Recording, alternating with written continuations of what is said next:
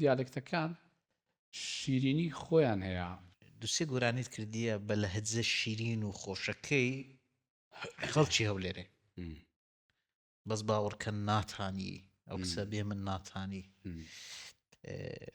وە گۆرانیەکیش یەکەچ کەشتە بوو عینەنەوەی لەگە کاک بڕوا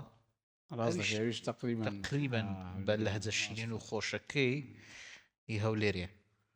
ئەو بیرۆکەی ئەوە چ بوو ینی ئەو بیرۆکەیە غەریبی هەولێرە دەکرە و تێکسەر نووسی ناوەڵە بەس هەست دەکەم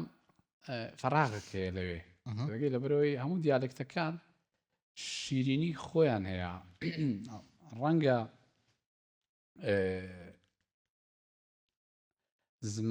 دیالکتیکە مەسەلەن گونجاوتر بیلەوەی مەسەلەن کتێب و شەعر و شتی وای پێ بنووسرێتن لەوەی کە مەسەلەن دیالکتی هەولێری، بەڵام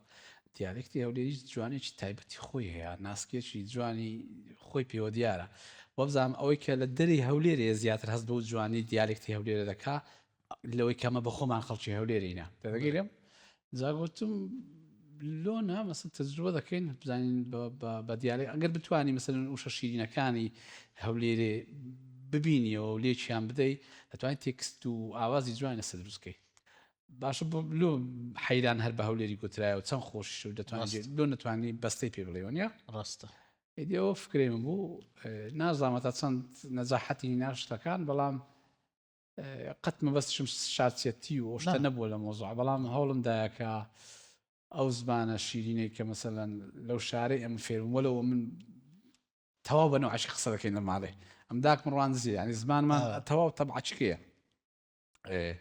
لێم بەخۆم هیچ دیالکتەکەم نی لە قسەکردن دیالکتەکەم دیالکتێکی خاڵسم نییە میکس بزەبەتە لە سلێمانی ژیاینە و لە سۆران و